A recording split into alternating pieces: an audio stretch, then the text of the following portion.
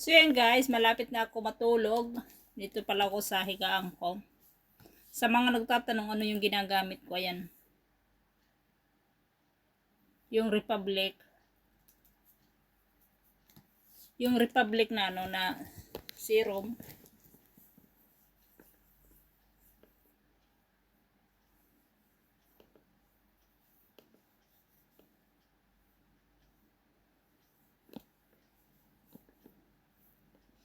Ito siya oh.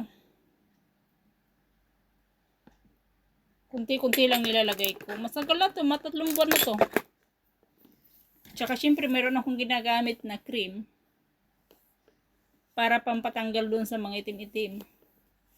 Pero wala na yan. Puti na yan. Ito oh. Ito yung una ko nabili ko. Kunti na lang siya.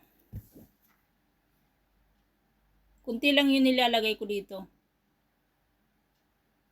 Kung saan yung part na lalagyan ko.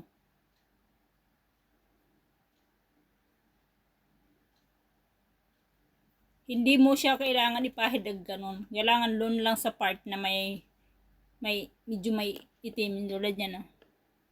Yan.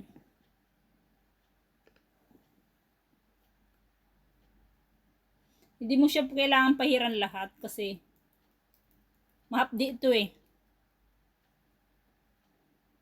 Hindi ko alam kung umipik yung kila Chira at saka Ate Rose. Pero sa akin effective to eh. Ito talagang ginagamit ko. Yung Republic at saka to. Tapos yung sabon.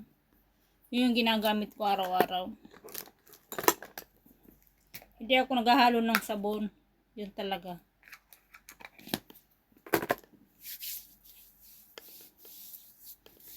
Alam yun nilagay ko. Vaseline yun. Kasi nandito na ako. Mayroon pala ako dito ng selfie stick. Ayan. May ilaw to guys. Ito ilaw to.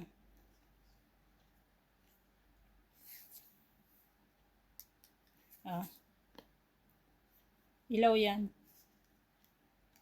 Pagka nagbablog na madilim. Yan. Bubuksan mo lang yan. I-charge din yan. Yung aking mga abobot ba, ayan o. Charat! Siyempre, hindi mawawala yung ipikasin dyan. Yan. Dyan talaga yan. Ito naman, galing pa to sa Pinas noon. Kinuha ko lang si babo ng cabinet. Kasi wala akong dala. Tapos ito. May pabango. Pabango siya. Kaya pala naamoy ko nung isang gabi. Sabi ko, bakit parang mabango? Nandito pala yung pabango sa ano. Ito, nandito lang yan siya lagi yung ano ko, yung basket. Andyan lang yan sa may pahan ko kasi pagka umaga, pag naglilinis ako, inaakit ko rin siya. So, yan lang guys, ang aking video. At ako ay nakatihaya na dito. Tihaya talaga. Matutulog na. May short ako Yung aking paa nakamidyas kasi hidilot ko yan. Nilagyan ko ng ipikasin. Sige na guys. At ako ay magkikipag-engage pa ngayon. At magpupus tayo. Bye bye.